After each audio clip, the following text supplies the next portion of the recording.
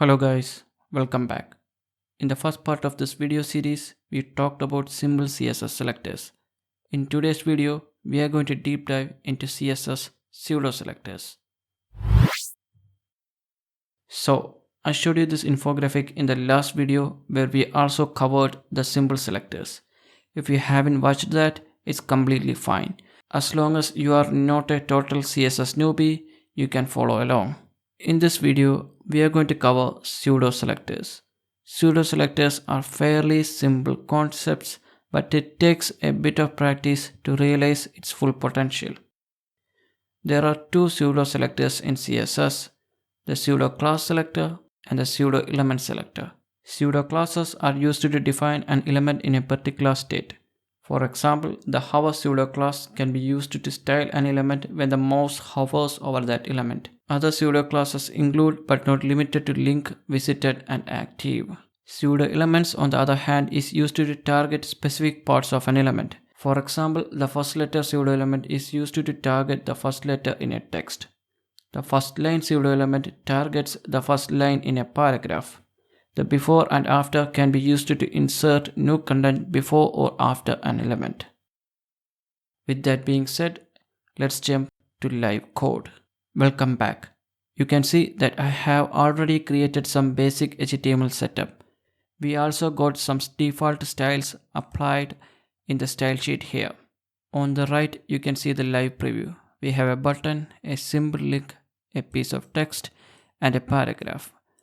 We will start with pseudo classes. As I already mentioned, pseudo classes are used to style an element in particular state. We have this button element here, and using the pseudo class hover, we can give it different styles when the mouse hovers over it. So the button has the class btn. If you are from the previous video, you know we can target an element by its class by using the period followed by the class name. So .btn. Now the way to target a pseudo class is by using the colon symbol followed by pseudo class name. In this case, that is hover. In the styles, I'm simply going to change the background color to dark blue. Now when we hover over it, we can see that the button has dark blue background. So we got this plain link here. You can see in the HTML that we have given a class of link. This link has three states. One, when the link is unvisited, which is the state it is right now. Two, when the link is visited, which is after I clicked on the link. And three, when the link is actually active. A link is active when it is being pressed. So we can style this link in each of these states using pseudo classes. To style an unvisited link, we can use the link pseudo class. I am going to change the color to green. You can see that the link color has changed to green. We can also style the link for active and visited states by using the active and visited pseudo class. I am going to change the color to hot pink while the link is active and red while the link is visited.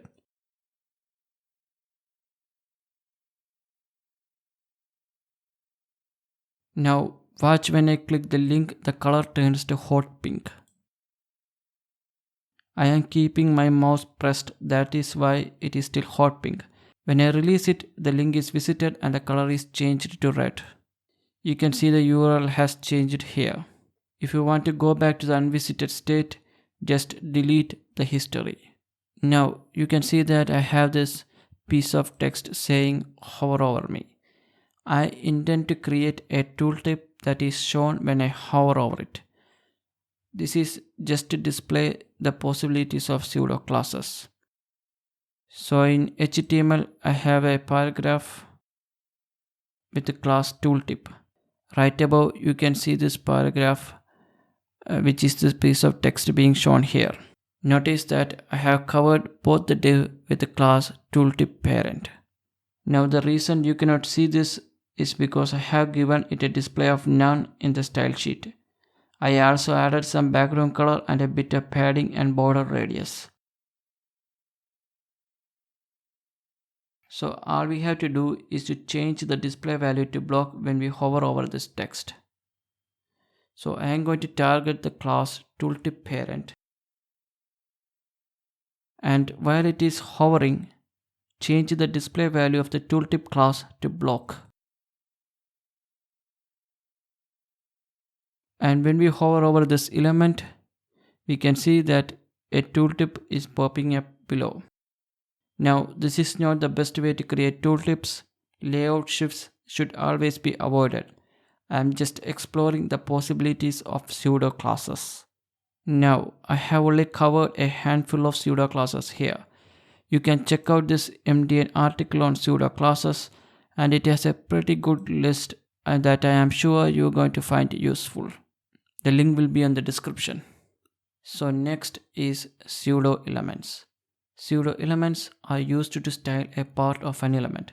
For example, the first letter pseudo element can be used to style the first letter of an HTML paragraph. In the HTML, you can see that this paragraph has class para. The way we select pseudo elements is by using two colons. I am going to enlarge the font size and give it a color of red. You can see that the first letter has enlarged and has a color of red. You can also style the entire first line by using the first line pseudo element.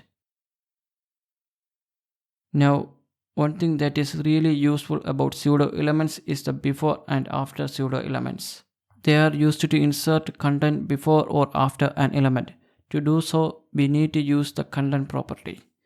I am going to target the before pseudo element of this paragraph.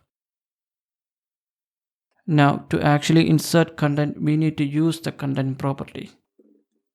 Let me just insert hello before the paragraph. And you can see that the word hello has been inserted here. I am going to change that to open quote. This is just a constant that essentially passes the open quote symbol. You can see that the symbol is here. Let me increase the font size to 40 pixels. We can also do the same with after.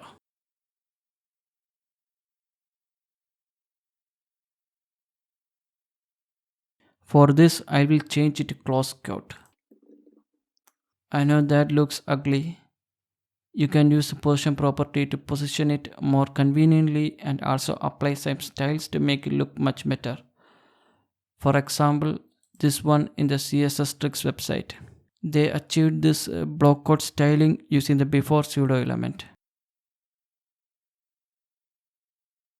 Please note that this code is technically outdated.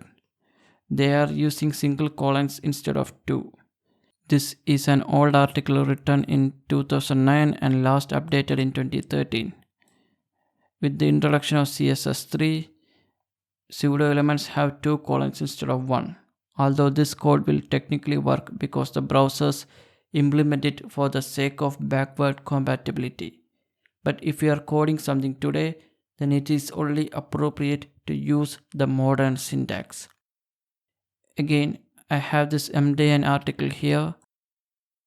The link will be in the description. It contains a list of pseudo elements that I am pretty sure you will find useful. And that's about it. Like, share and subscribe. Code safe.